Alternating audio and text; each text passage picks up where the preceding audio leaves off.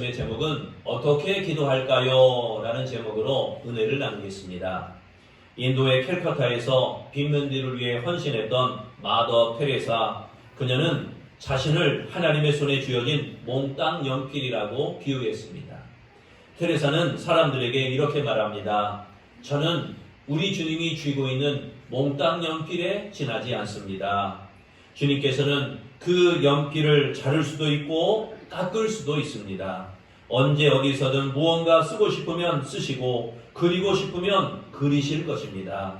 멋진 그림을 보거나 감동적인 글을 읽을 때 우리는 미술 도구나 연필을 칭찬하지 않고 그것을 사용해서 작품을 만든 사람에 대해서 감탄합니다.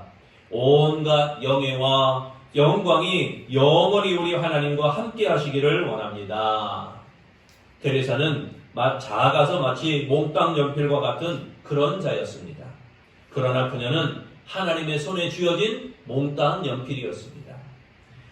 몽땅 연필이 자기 생각을 가져서는 안 되는 것입니다. 순종할 때 아름다운 작품이 그려지게 됩니다. 몽땅 연필로 그림을 그린다고 작품의 영광을 몽땅 연필이 다 받아가지 않습니다. 몽땅 연필은 위대한 작품을 만드는 도구가 된 것에 감사할 뿐인 것입니다. 몽땅 연필이 하나님의 손에 쥐어질 때 작지만 위대한 작품을 만들어내는 것입니다.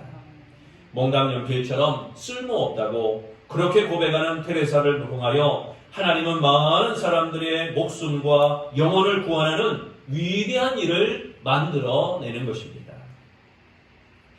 세상은 유능하고 쓸모있는 사람들은 가득하지만 그렇게 찾고 있지만 하나님은 쓸모없는 사람들을 찾고 있습니다. 묵묵히 아무 대가도 없이 자기 자리를 지키는 사람들, 그런 사람들을 하나님은 찾고 있는 것입니다. 누가 보든지 보지 않든지 또는 누가 알아주든지 알아주지 않든지 또는 누가 인정해주든지 인정해주지 않든지 하나님의 명령을 기쁘게 감당하는 사람들을 하나님은 찾고 계시는 것입니다. 많은 일을 하고도 여전히 나는 자격이 없다는 겸손한 사람을 찾고 있는 것입니다. 실상은 무익한 종이라 고백하는 사람들이 하나님을 위해 그리고 세상을 위해 유익한 사람들이 많은 것입니다. 10절 말씀에 우리는 무익한 종이라 우리가 하여야 할 일을 한 것뿐이니라 할지니라. 여기에 무익한이라고 했는데 쓸모없고 가치없다라는 의미입니다. 종은 자신을 무익한 종이라고 하면 정말 쓸모없는 종일까요? 아닙니다. 반어법적인 표현입니다. 종은 주인의 명령한 대로 마땅히 하여야 할 일을 했다. 종은 마땅히 해야 될 일을 했을 뿐이다. 이렇게 고백하는 것입니다. 즉 자신의 행위에 전혀 자랑할 것이 없다는 그러한 태도입니다. 당연한 자세로 하나님의 일을 해야 하며 하나님을 주인으로 모시고 순종해야 한다는 것입니다. 철저한 헌신이 그리스도인이 해야 될 의무라는 것입니다. 우리가 하는 행위에 대해서 칭찬받거나 인정받으려고 하지 말고 그리스도인은 입술과 마음으로 할 일을 한 것뿐이다. 우리는 할 일을 한 것뿐이다. 이렇게 신앙으로 고백해야 됩니다. 이러한 고백이 가능하도록 기도하는 아름다운 성도 되시기를 바랍니다. 그렇다면 우리가 어떻게 기도해야 될까요? 첫째, 믿음을 더하소서 기도해야 됩니다. 믿음을 더하소서. 평안북도 정주라고 하는 땅에 백사겸이라고 하는 맹인 무당이 있었습니다. 눈이 보이지 않는 무당입니다. 그 TV에서 무당이 볼 때 그러죠. 사람이 하나 들어옵니다. 여자가 들어와요. 얼굴에 근심이 있으면 뭐 누구 때문에 왔지 하면서 얼굴은 치량을 했는데 뭐 젊은 사람이면 자녀 때문에 왔지. 사람을 보면서 한다는 거죠. 이걸 보고 관상이라고 그러죠. 그런데 이 사람은 맹인입니다. 눈이 보이지 않아요. 그런데 무당입니다. 그걸로 점을 치는 겁니다. 그런데 그가 열병을 앓고 있을 때가 있었습니다. 이웃에 사는 그리스도인이 이 무당 백사겸을 전도를 했습니다. 백무당 예수 믿고 천당 가시오. 자식들 망하는 꼴 보고 싶지 않거든 무당짓 그만하고 예수 믿으시오. 이렇게 전도를 했습니다. 자존심이 너무너무 상한 이 백사겸 무당은 이렇게 대답합니다. 야 이놈아, 천당은 너나 가라. 천당이든 백당이든 너나 가라 하면서 그냥 화를 내면서 버럭 소리를 질렀습니다. 그런데 놀라운 일이 일어났습니다. 잠을 자려고 눈만 감으면 그 옆집 그리스도인이 해줬던 그 말이 계속 생각이 나는 겁니다. 예수 믿고 천당 가라. 자식들 망하게 하지 않으려거든 예수 믿어라. 예수 믿고 천당 가라. 자식들 망하지 않게 하려거든 예수 믿어라. 이 이야기가 계속 귀에서 맴도는 겁니다. 눈만 감으면 이 소리가 계속 울리는 거예요. 할 수 없이 백사겸은 선교사를 찾아갔습니다. 그리고 말씀을 들은 뒤 예수님을 영접했습니다. 그 이후 백사겸의 마음은 평안이 찾아오게 되었고 열병도 깨끗하게 치유되게 되었다는 것입니다. 그 이후에 열심히 신앙생활하던 중 교회가 건축을 하게 되었습니다. 교회가 건축을 하는데 돈이 모자라서 완공을 하지 못한 채 예배를 드리게 됩니다. 그때 이 백사겸은 자신의 전답을 다 팔아서 건축 헌금을 드렸습니다. 그 선교사는 백사겸의 아들을 돌보게 됩니다. 백사겸이 가지고 있는 재산을 다 팔아 헌금하니까 선교사는 이 백사겸의 아들을 다 돌보아 주게 됩니다. 그를 학교를 보내 공부를 시키게 되었고 심지어 미국에 연결해서 유학까지 보내게 되었습니다. 그 후에 예일대학에서 철학박사 학위를 받게 되고 그렇게 한국으로 다시 귀국을 하게 됩니다. 그리고 연세대 총장과 문교부 장관을 지내게 됩니다. 그가 바로 백낙준 박사입니다. 백사겸은 귀신을 섬기던 무당이었습니다. 그가 예수를 영접하고 구원을 받게 되었습니다. 죄사함을 받고 하나님의 자녀가 되었습니다. 믿음으로 주님을 섬겼더니 주님이 복을 내리셨던 것입니다. 가정과 가문이 구원을 받게 된 것입니다. 하나님의 백성이 된 자손들 가운데 믿음의 일꾼들이 많이 세워지게 되었습니다. 만일 무당 백사겸이 맹인 무당 백사겸이 예수를 영접하지 않고 무당으로 살았더라면 이런 역사가 일어났겠습니까? 예수를 믿는 믿음으로 말미암는 복, 이러한 믿음이 더해지는 아름다운 역사가 우리 아름다운 성도들에게도 가득하게 일어나시기를 바랍니다. 5절에 말씀합니다. 사도들이 주께 여짜오되 우리에게 믿음을 더하소서 하니, 여기에 믿음을 더하소서라고 했죠. 믿음을 추가하다, 믿음을 덧입다, 이런 의미입니다. 제자들은 이미 소유한 믿음을 더해달라는 표현을 사용하여서 믿음을 양적 개념으로 보았습니다. 믿음을 주었는데 믿음을 더하소서라고 하니까 믿음을 양적 개념으로 본 것입니다. 우리가 흔히 실수하는, 우리가 잘못 오판하는 것이 이겁니다. 믿음이 크다, 믿음이 적다, 이걸 양적으로 생각해요. 믿음이 큰 사람은 믿음의 덩어리가 큰 사람으로 생각하고, 믿음이 적다 하는 사람은 믿음의 덩어리가 작다고 생각합니다. 그런데 자신들이 소유한 믿음보다 더 많은 믿음을 소유해야 예수님의 명령을 이해했다고 할 수 있는, 그렇게 판단하고 더 많은 믿음을 바라는 그런 모습이 우리뿐만 아니라 본문에 나타난 제자들도 그랬다는 것입니다. 그러나 양적 개념으로 구하는 제자들에게 주님은 질적 개념으로 대답을 하시는 것입니다. 적은 믿음이라도 참된 믿음이라면 불가능한 일이 없다라고 하는 이 겨자씨만한 믿음, 겨자씨만한 믿음이 있다면 이 산을 들어 저리로 옮기고, 이렇게 말씀하는 그 믿음, 이 믿음을 강조하셨던 것입니다. 살아있는 믿음으로 행하면 주님의 명하신 일들을 실천할 수 있고 능히 감당할 수 있게 되는 줄로 믿습니다. 그리스도인은 이성과 경험으로 사는 존재가 아닌 것입니다. 믿음으로 사는 존재, 그게 바로 그리스도인입니다. 형식적인 죽은 믿음이 아니라 살아있는 믿음, 생동하는 믿음, 역사하는 믿음, 일으키는 믿음, 기도하는 믿음이 되시기를 바랍니다. 그러므로 믿음을 더하소서, 주님 내게도 믿음을 더하소서 기도하는 아름다운 성도 되시기를 축원합니다. 두 번째, 어떻게 기도할까요? 충성을 다하소서, 충성을 더하소서 기도하는 것입니다. 런던의 캔터베리 교회에 니콜라이라고 하는 집사가 있었습니다. 17살 때부터 교회 관리 집사가 되어서 교회 청소를 하고 교회 이 모양 저 모양 잡다한 일들을 하면서 매일 5분 동안 종을 치게 됩니다. 유럽에 가면 이렇게 종을 치는 곳이 많아요. 그래서 유럽의 곳곳의 교회마다 정오 12시가 되면 종을 12번만 치는 게 아니라 무려 5분 동안 계속해서 땡그렁 땡그렁 하면서 종을 치게 됩니다. 그는 5분 전에 종탑에 올라가 종줄을 잡습니다. 그리고 5분 동안 하나님 앞에 기도합니다. 하나님, 종소리를 듣고 많은 사람이 평화를 얻고 회개하고 하나님 앞에 돌아오게 해주세요. 얼마나 정확하든지 런던 사람들은 이 니콜라이 집사가 치는 종소리에 모든 자신의 시계를 맞출 정도로 아주 정확했다고 합니다.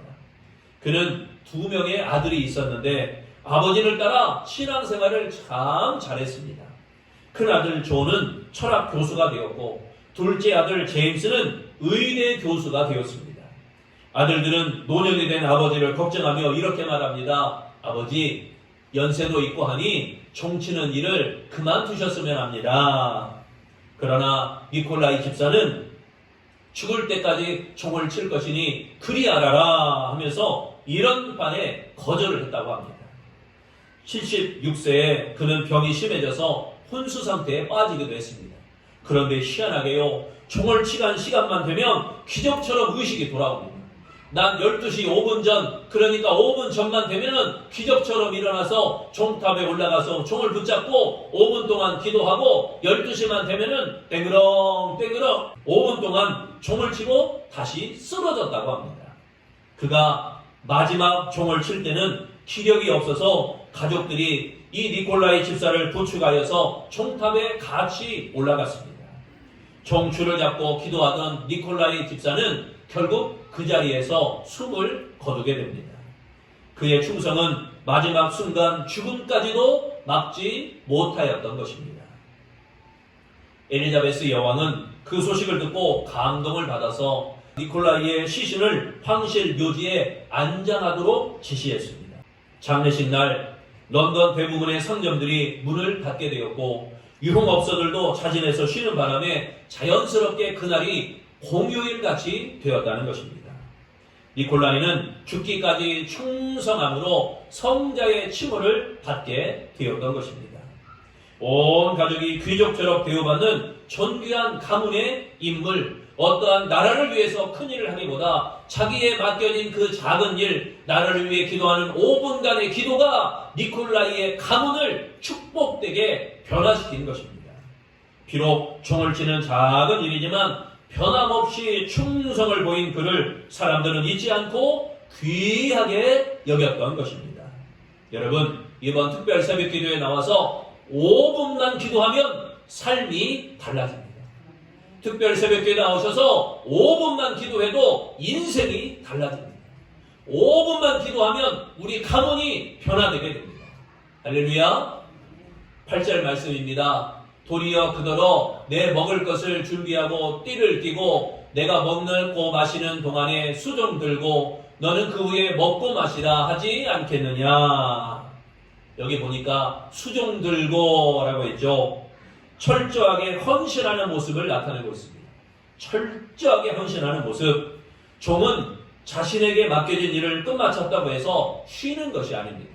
여러분, 사극을 보면 하인이 주인이 시킨 일을 낮에 해요. 그리고 나서 저녁 때가 되면 사랑터에 모여서 뭐합니까? 남자들은 이렇게 새끼를 꼬지 않습니까?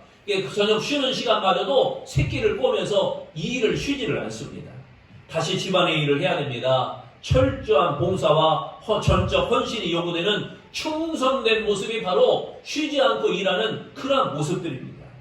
그리스도인은 수고에 대한 보상이나 어떠한 대가를 바라기보다는 맡겨진 일을 충성되게 감당해야 되는 것입니다. 여러분, 성도의 생활은요, 충성의 연속입니다. 예배에 충성하시기를 바랍니다. 기도에 충성하시기를 바랍니다. 전도에 충성하시기를 바랍니다. 봉사에 충성하시기를 바랍니다. 열심히 충성하시기를 바랍니다. 교회에서 직분에 충성하고 가정이나 사회에서 섬기는 자세를 저버리고 이기적인 자세를 취하거나 군림하게 된다면 주님 보시기에 위선자가 되고 말 것입니다. 그러므로 언제 어디서 어떤 일을 하든지 하나님과 이웃을 섬기는 자세를 잃지 않아야 합니다. 주님은 교회에만 계시는 것이 아니라 가정에도 계시고 직장에도 계십니다. 그러므로 충성을 더하소서, 충성을 더하소서, 교회에서나 직장에서나 가정에서나 충성을 더하소서 기도하는 아름다운 성도들이 되시기를 바랍니다. 세 번째, 어떻게 기도할까요? 겸손을 더하소서 기도하는 것입니다. 겸손을 더하소서. 고당 조만식 장로가 오산학교 교장으로 있을 때 주기철 목사는 그 학교의 학생이었습니다. 나중에 주기철 목사가 평양 산전령 교회에서 목회할 때 조만식 장로는 그 교회의 시무장로였습니다. 주일날 예배 시간에 조만식 장로에게 손님이 하나 찾아왔습니다. 손님과 대화를 나누다가 그만 예배 시간에 늦고 말았습니다. 설교를 하던 주기철 목사는 늦게 들어오는, 지각해서 늦게 들어오는 이 조만식 장로에게 이렇게 말합니다. 장로님, 오늘은 의자에 앉지 말고 서서 예배를 드리세요. 서서 예배 드리세요. 자신의 스승에게 가혹한 처사였습니다. 학교에서 배웠던 스승입니다. 그리고 그 교회의 시무 장로입니다. 그런데 장로님에게 가차없이 예배 시간에 지각했다고 서서 예배 드리라는 것입니다. 그러나 조만식 장로는 교우들이 보는 앞에서 선체로 그대로 예배를 드렸습니다. 설교를 다 마친 주기철 목사님이 조만식 장로님에게 기도를 하라고 권했습니다. 그때 조만식 장로가 이렇게 기도하는 겁니다. 하나님, 이 죄인을 용서하여 주옵소서. 애국 운동한다고 사람들을 만나다가 하나님을 만나는 예배 시간에 늦었습니다. 목사님이 얼마나 마음 아프시면 설교하시다 말고 이토록 책망을 하셨겠습니까? 하나님의 종을 마음 아프게 한 죄를 사하여 주옵소서. 그리고 은혜로운 설교를 듣던 성도들이 은혜 받는 것을 방해한 죄도 용서하여 주옵소서. 눈물로 기도를 하자 이 주기철 목사와 온 교우들이 울음바다가 되어 같이 눈물로 통곡하며 기도했다는 것입니다. 이 일을 두고 사람들은 다음과 같이 칭송하며 그들을 칭찬합니다. 과연 그 스승의 그 제자요, 과연 그 목사의 그 장로입니다. 할렐루야. 그리하여 교우들과 주변의 많은 사람들이 두 사람을 더욱 존경했다는 것입니다. 이 이야기는 한국 교회사에 길이 남는 겸손에 대한 교훈입니다.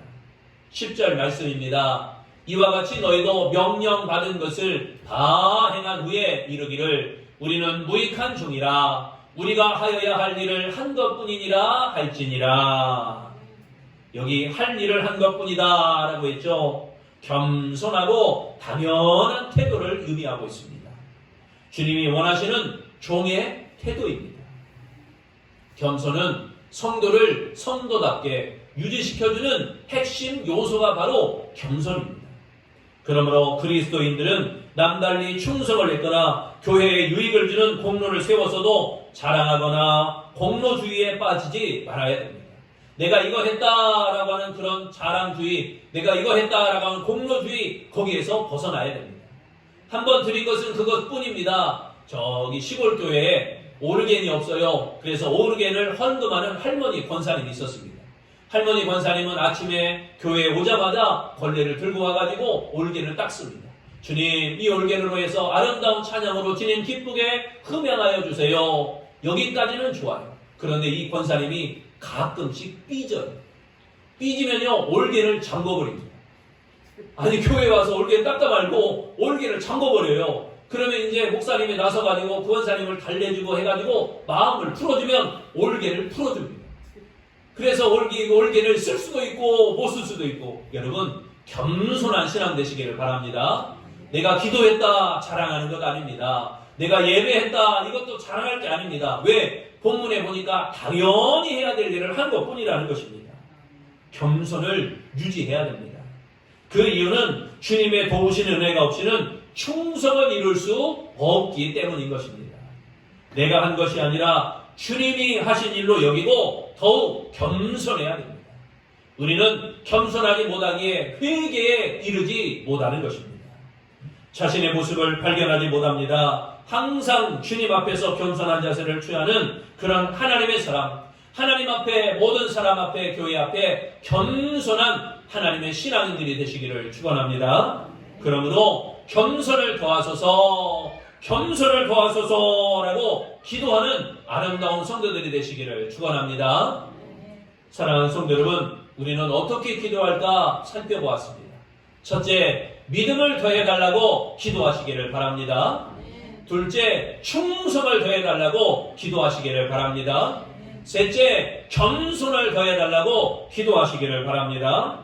그리하여 스스로 무익한 종이라 일컬으며 하나님의 사명을 잘 감당하는 아름다운 성도, 아름다운 기도자들, 특별 새벽기도에 승리하는 아름다운 성도들이 되시기를 축원합니다.